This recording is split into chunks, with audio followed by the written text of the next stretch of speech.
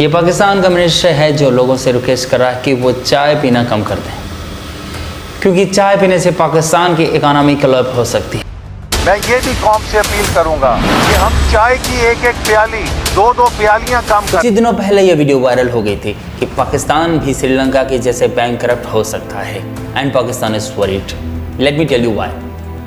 अगस्त में new academic year के लिए स्टूडेंट्स के लिए बुक्स प्रिंट नहीं हो सकते क्योंकि पेपर खत्म हो गए हैं। सिचुएशन इतनी खराब है कि IMF ने सरकारी एम्प्लॉयज़ की सैलरी तक ना देने की सलाह दी है। 1 लीटर पेट्रोल 250 रुपये का बिक रहा है। So is this the end of Pakistan economy? तो चलिए देखते हैं कि पाकिस्तान का ऐसा बुरा हाल कैसे हुआ। वीडियो काफ़ी इंटरेस्टिंग होने वाला है, तो वीडियो को एंड तक देखें और अपने फ्रेंड्स के साथ भी शेयर करें। शायद आपको विश्वास ना हो, लेकिन 1947 के शुरुआती दौर में पाकिस्तान भारत से फास्ट ग्रो कर रहा था। सिर्फ भारत से ही नहीं, एशिया के सभी मुल्कों से एवरेज 2% फास्ट ग्रो कर रहा था। साउथ एशिया की फास्टेस्ट ग्रोथ में पाकिस्तान आ रहा था।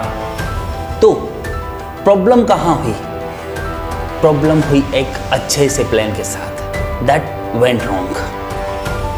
1958 में पाकिस्तान में कई पॉलिटिकल्स बदलाव आए, उनके कॉन्स्टिट्यूशन में फंडामेंटल बदलाव आए और उन बदलाव के रेस्पॉन्सिबल थे ये साहब जनरल अयूब खान।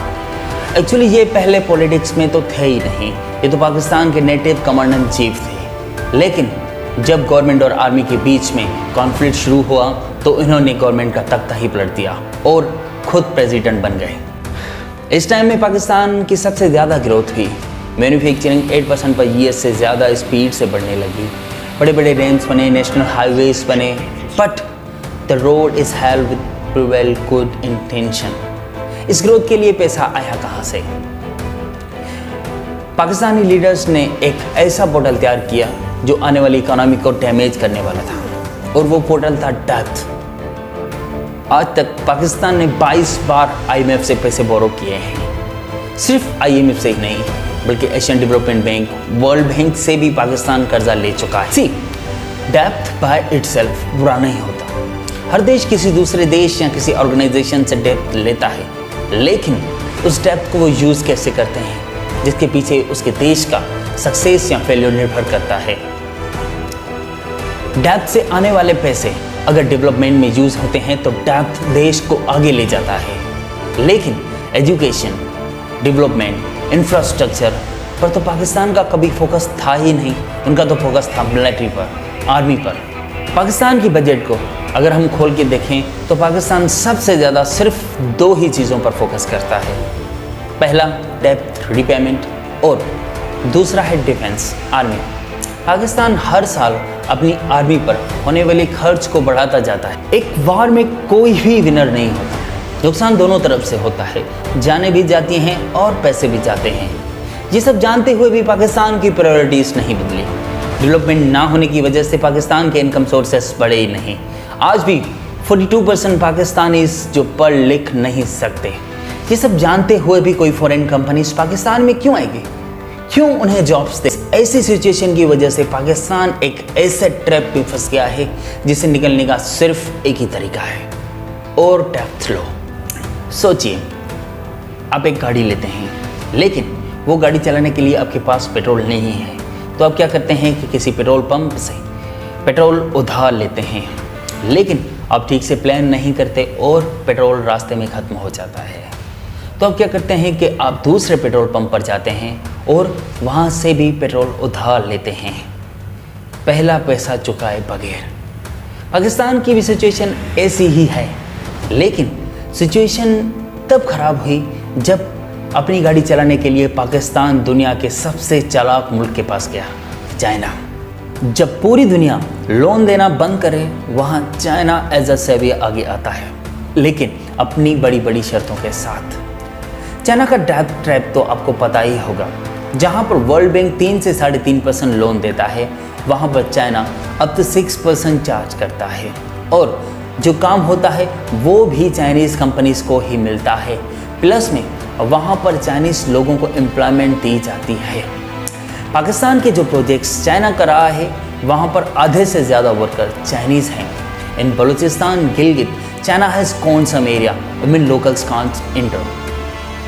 फिर थोड़े साल बाद अगर चाइनीज़ कंपनी का प्रोजेक्ट सक्सेस हो जाता है, उसमें तो चाइना का फ़ायदा है ही, लेकिन अनफॉर्चुनेटली फेल हो जाता है, उसमें भी चाइना का फ़ायदा है, क्योंकि चाइनीज़ कंपनी ऑलरेडी प्रॉफिट कमा चुकी होती है। जो चाइना ने लोन पे इंटरेस्ट कमाया वो अलग। दुनिया में ऐसे एटलीस्ट 40 देश हैं जिन्होंने अपनी जीडीपी के 10% से ज़्यादा लोन चाइना से उठाए हैं। वेल, ये ऑफिशियल नंबर हैं, एक्चुअल नंबर तो किसी को पता ही नहीं। आज के टाइम में पाकिस्तान पे 130 बिलियन का कर्जा है और ये कर्जा चुकाने के लिए IMF से फिर से कर्जा लिया जा रहा है। ओनली अ पोर्शन थ्रू पाकिस्तान IMF से 6 बिलियन का कर्जा ले रहा है। अब ओवरऑल पाकिस्तान का कर्जा हुआ 130 बिलियन। हमें क्वालिटी एजुकेशन पर फोकस करना होगा।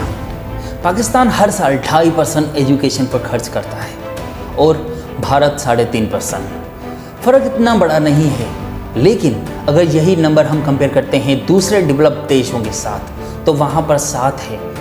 हमें कंपैरिजन उनके साथ करना होगा।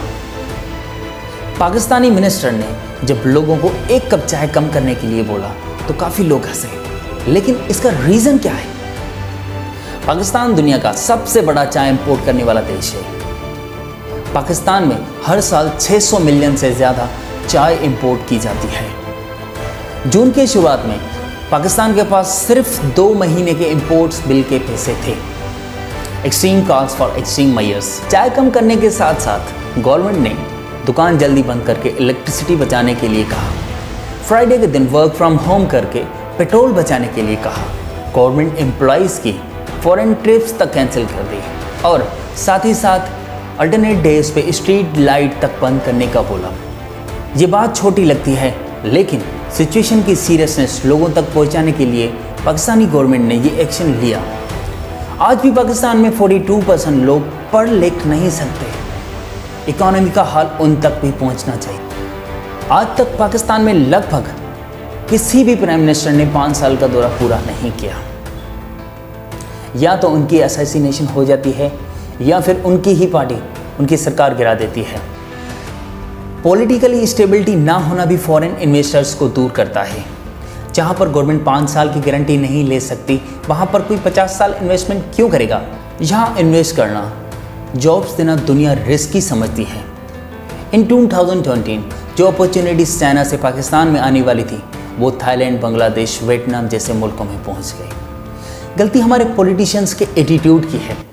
नई सरकार पिछली सरकार के बुरे और अच्छे दोनों फैसलों को रिवर्स करने में अपनी एनर्जी वेस्ट करती रहती। ओपोजिशन का काम देश को रोकना नहीं होता, देश को आगे ले जाना होता है। अगर आपको इस वीडियो से वैल्यू मिली या कुछ सीखने को मिला तो प्लीज़ इस वीडियो को शेयर कीजिए और लाइक कीजिए। धन्यवाद।